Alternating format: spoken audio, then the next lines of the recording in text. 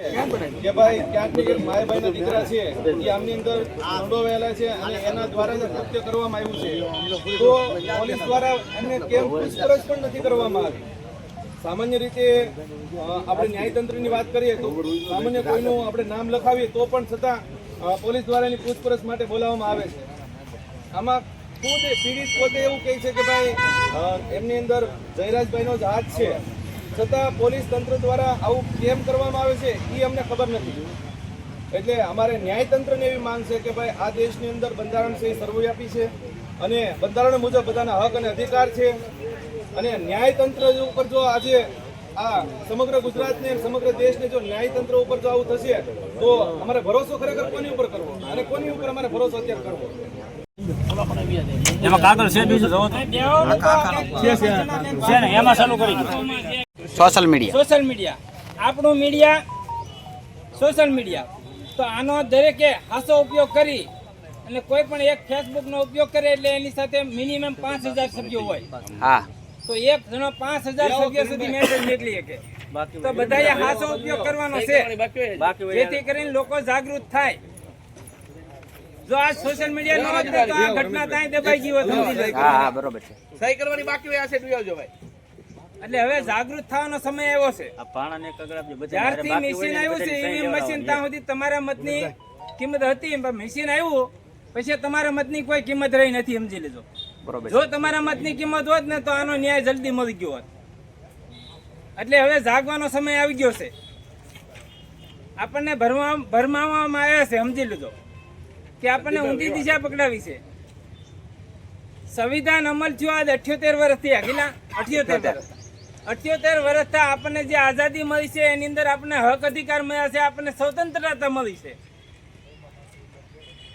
એ સંવિધાન અમલ આવ્યું પછી, અમલવારી થાય પછી, પણ ઘણા સમયથી હજી લોકોને ખબર નથી કે આપણે આઝાદ થયા છીએ, કોના પ્રતાપે આઝાદ થયા છીએ એ હજી ખબર નથી કોઈને. તો સંવિધાનની અંદર બધી જોગવાઈ છે. 340 આર્ટિકલ એવું કહે છે કે જેની જેટલા ટકા વસ્તી એટલો રાજમાં હક, નોકરીમાં હક, જમીનમાં હક. બરોબર છે. કોને કોને ખબર છે આ?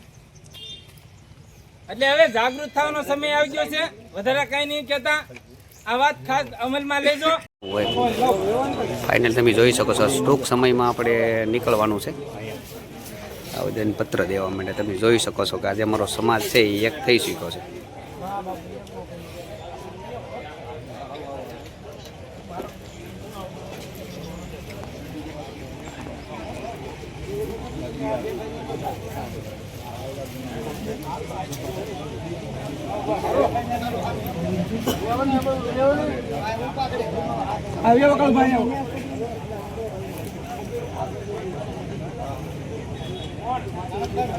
નવનીતભાઈ બધી ઘટના બની છે, જે કાંઈ ઘોર માર મારવામાં આવ્યો છે, જે કાંઈ આપણા સમાજ અન્યાય થઈ રહ્યો છે, આ અન્યાય મિત્રો હવે આપણે સહન કરવાનો થતો નથી. આપણે બધા એક થઈ ઝુંબેશ જોડો છે. આમ તો આખા ગુજરાતમાં આપણે એક સમાજ, ટોળી ઠાકોર સમાજ એક થઈ ગયો છે અને આપણે એક રહેવાનું છે. એક તક બતાવશું તો જ આ સરકાર બધા અધિકારીઓને આંખ ઉઘડશે, ત્યાં સુધી આંખ નહીં ઉઘડે. બીજું, આજની જે સરપંચ પરિષદ દ્વારા જે કાંઈ સમાજને આમંત્રણ આપણે આવેદનપત્ર એ બધાએ બહોળી સંખ્યામાં આનો કે વિજયભાઈ છે, સરપંચ એસોસિએશનના પ્રમુખ શ્રી મુન્નાભાઈ છે, અહીંયા વિજયભાઈ બેઠા, ભાઈ વલ્લભભાઈ બેઠા, રમેશભાઈ બેઠા છે, ભગાભાઈ બેઠા, બાપભાઈ બેઠા. ભાઈ વધારે તો કાંઈ નથી કેવું, પણ મારા સમાજને ગર્વ લઈ શકાય એવી વાત હોય ને તો આજે બધાય પક્ષ મૂકીને એક થયા છે. પણ હજી આ લડત હું એવી કહેવા માંગુ છું કે અમારા આગેવાનો, આપણા સમાજના આગેવાનો કોઈ હજી મોઢું હંતાડતા હોય તો અહીંયા બેઠેલા બધા યાદ રાખજો, સમાજ જ્યારે ચૂંટણી લડતા હોય ને ત્યારે સમાજ તમને તમારા સમાજના કામ માટે એ તમને સીટ માથે બેહાડતા હોય છે. આજે હું એવું કહેવા માંગુ છું કે મારા સમાજને તમારી જરૂર છે. તમે કાંઈ હોદ્દો લઈને બેઠા હોય તો મારા સમાજને તમારી જરૂર છે. અને જો સમાજને ખુલ્લે આમ નહીં આવો તો આવનાર સૌરાષ્ટ્રની ચૂંટણી પણ આવી રહી છે. 2027માં પણ ચૂંટણી આવી રહી છે. કોઈ ઘરે બેઠા બેઠા એવું નક્કી કરી લે કે હું સમાજમાં કોળી સમાજના નામે, હિન્દુના નામે મત માંગવા જઈને જીતી જાય તો એ વાત હવે ભૂલી જજો. અને મારા સમાજના યુવાનોને કહેવા માંગુ છું, એક પણ પ્રકારનો તમારામાં ડર નહીં રાખતા. હવે આપણે એક થવાનો સમય આવી ચૂક્યો છે. અત્યાર સુધી ખૂબ ગુલામી ભોગવી છે અને ક્યાંક ને ક્યાંક તમે ડરના લીધે છુપાયેલા છો, મને ખબર છે. અને કેમ છુપાયેલો છે મને ખબર છે, પણ હું તમારી સમક્ષ મીડિયાના સમક્ષ કહેવા માંગુ કે 2 કરોડથી 2.5 કરોડ આ ગુજરાતની અંદર કોળી સમાજ વસેલો છે. મોટામાં મોટો ન્યાય હોય ને તો કોળી સમાજનો છે. એટલે હજી ઘણા બધા આપણને ઠેરવવા માંગે છે કે 15 મહિનોથી ધીમે ધીમે કાઢી નાખે તો આપણો સમાજ છે શાંત થઈ જાય અને સમાધાન થઈ જાય. અમારે અમારો ન્યાય જોઈએ છે. અમારે અમારો નવનીતભાઈનો ન્યાય જોઈએ. ત્યાં સુધી કદાચ આવા 3 મહિનાની 100 મહિના આવી જાય ને તો લડત મૂકવાના નથી. અને આ ખાલી એડવર્ટાઈઝ સમજી લેજો, બાકી કોળી સમાજને લાખોની કરોડોની સંખ્યામાં ભેગા થતા વાર નહીં લાગે. બરોબર? પણ અમારા દિગ્ગજો નેતાઓની વાટે છીએ, અમને એક હુકમના વાટે છે. બાકી અમારા દિગ્ગજ નેતા હુકમ કરે તો ગમે ત્યાંથી કાઢી લઈ આવે. અમારા દિગ્ગજ નેતાઓ, અમારા ભીષ્મ પિતા જેવા વડીલો હોય, પરસોત્તમભાઈ સોલંકી હોય, હીરાભાઈ સોલંકી હોય, એવાનો અમને હજી આદેશ નથી, કાયદો હાથમાં નથી લેવો એવું કહે છે. આપણે ન્યાય 100% મળશે. અને હજી પણ એકવાર કહું છું, તંત્ર ઉપર ભરોસો રાખીએ છીએ કે આજે ન્યાય મળશે, કાલ ન્યાય મળશે. અને નહીં મળે તો અહીંયા જે હિન્દુ પરિષદ અમારો સરપંચોથી શરૂઆત કરી, અને હું સરપંચોનો આભાર માનું છું સાહેબ કે એને આ લડત, આ બીડું ઝડપ્યું કે જો ન્યાય નહીં મળે તો પહેલું રાજીનામું અમે બધા સરપંચો આપશે. તાલુકા સદસ્ય આપશે, જિલ્લા સદસ્ય આપશે, તમામ જે રાજકીય ક્ષેત્રમાં છે બધા રાજીનામા આપી દઈશું. શું લેવા? ન્યાય નહીં મળે તો. હવે આપણે શાંતિથી જે જવાનું છે, વિજયભાઈ છેલ્લી સૂચના આપી દે એ રીતે આપણો સમય થઈ ગયો છે. પણ હું કહું કે વિજયભાઈ જેમ કીધું ગામ આપણા સંગઠનો કરવા પડે ને તો ભાઈ કરજો અને એકતા રાખજો. અને એક જ ડાયલોગનો આપણે ઉપયોગ કરી લીધો છે, સમાનનો નહીં ને તો એ કોઈનો નહીં. માટે અપનાવીને રાખજો. અને મેં તો મીડિયાની સામે પહેલી વાર તમે બધાએ સાંભળ્યું છે, કહી દીધું છે. અને હું તો એવું જ કહું છું કે હું જન્મો છું સમાજ માટે, મરવાનો સમાજ માટે. કોઈ પાર્ટીના ગુલામ નથી. આપણે જે અહીંયા આપણા સમાજના વફાદાર થઈને બેઠા છીએ. અને જે અત્યારે આપણે એક જ વસ્તુ કે આપણે આપણા સમાજને ન્યાય મળે એની લડત છે. અને જે લોહીનો નહીં ને એ કોઈનો નહીં. એટલે જે કોઈને સહી બાકી હોય, થોડી જ વારમાં આપણે અહીંથી આવેદનપત્ર દેવા માટે પગપાળા જવાનું છે. સહી બાકી હોય સહી બધા કરી નાખો. સાઈન કરવાનું વિડીયો બતાવો કરવાની છે સરકાર સામે, પોલીસ સામે. જેલ ભરો, આંદોલન કરો. પોલીસને શોખ છે ને આપણા આગેવાનો રાતે સવારે 4-4, 5-5 વાગે ઉઠાવી જાય છે. હમણાં ઉપાડી જાય આપણા 6-7 આગેવાનો, સવારે 5 વાગે પોલીસ વાળા પકડી જાય. તો પોલીસ વાળાને પકડવાનો શોખ હોય ને તો આપણે સામેથી ધરપકડ વાળી લઈએ. જેલ ભરો, આંદોલન કરો. સરકારને પણ ખબર પડે, પણ પબ્લિક સંખ્યા ભેગી થવી પડશે. આપણે બધાને જાજી કોઈ વાત નહીં કરતા. ઘણા દિવસથી આપણે બધા મહેનત કરી છે અને આપણે હજી ઢીલું મૂકવાનું નથી. મહેનત શરૂ રાખવી, રિઝલ્ટ 100% આવશે. પણ આપણે એકતા જાળવવી પડશે. એટલું કઈ વિરમો છું. જય કોળી સમાજ. ગુજરાતમાં કોળી સમાજમાં અયોગ્ય તપાસ અને આરોપીઓને બચાવવા બદલ રોષ ભરાયેલ છે. આ બનાવમાં અન્યાય માત્ર કોળી સમાજને નહીં પરંતુ સમગ્ર માનવ સમાજને થયેલ છે. આજે પૈસાના અને રાજકીય જોરે કોઈ સાચો આરોપી બચી જશે તો સામાન્ય માણસોને પોલીસ અને ન્યાયતંત્ર ઉપરથી વિશ્વાસ ઉઠી જશે. આરોપી રાજુભાઈ રામભાઈ ભમ્મરને બદલે રાજુભાઈ દેવાજભાઈ ભમ્મરને પકડેલ છે, જે ડમી આરોપી છે કે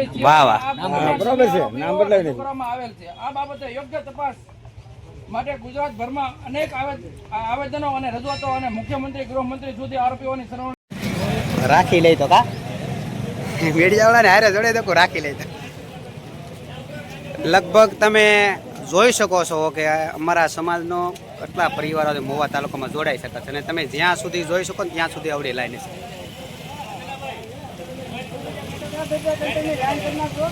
એ લાઈન કરી નાખજો. જય કોળી સમાજ. થોડીક આપણે લાઈન કરી નાખશો એટલે અવ્યવસ્થા ઊભી ન થાય આપણે. અને આજે નવીન વાત તો એ છે કે અમારી સાથે બહેનો પણ જોડાયેલા છે. અમારા એસોસિએશનના પ્રમુખ છે અને અમારે આ ભાઈ પણ પ્રમુખ છે.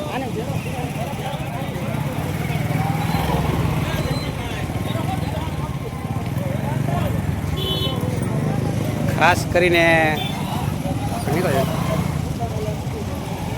અને આજની નવીન વાત તો એ છે કે અમારી માતાઓ અમારી બહેનો પણ અમારી સાથે છે.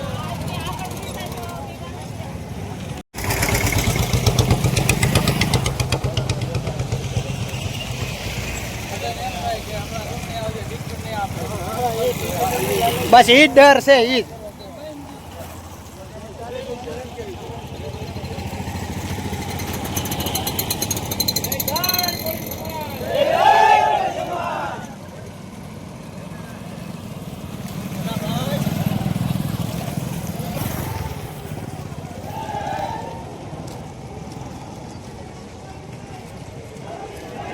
તમે જોઈ શકો છો આવડી લાઈન લગભગ તમે ક્યારેય મોવામાં કોળીને એટલા એક થતા નહીં જોયા હોય.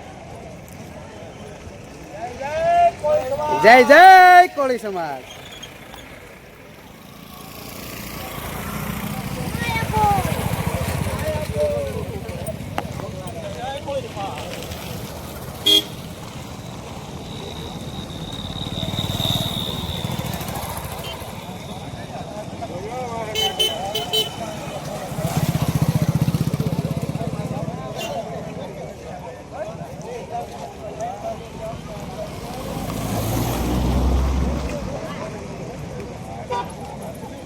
ન્યાય આપો, ન્યાય આપો. કોઈ નો બેઠું જા.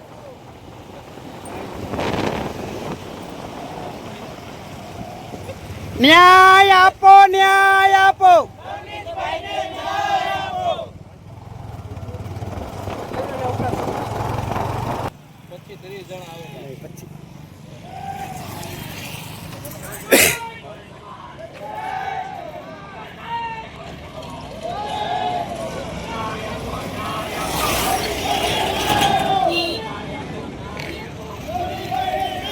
અહીંયા સેવા સદન આવી ગયું છે અને આખી રેલી છે એ અમારે અહીં પહોંચવા. અને મહુવા તાલુકાની અંદર પહેલી વાર એટલું જનતાને જોઈ છે કે અમારા કોળી સમાજના એટલા લોકો હોય.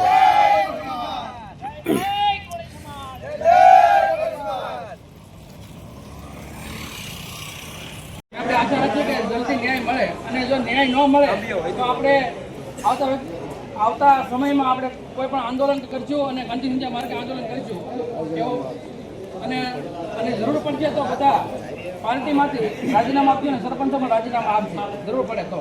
અને અત્યારે બધા કોળી સમાજની એક માંગ છે. આજે બહુ ગુજરાતનો કોળી સમાજ જાગી ગયા છે. ભાજપ, કોંગ્રેસ, કાપ તમામ પાર્ટીના ભેગા થઈને એક મંચ ઉપર આવી અને માત્ર ને માત્ર કોળી સમાજ ઉપર જે અન્યાય થાય છે એ અન્યાય સહન નહીં કરવા માટે બધા ભેગા થઈ અને રણનીતિ ઘડશું.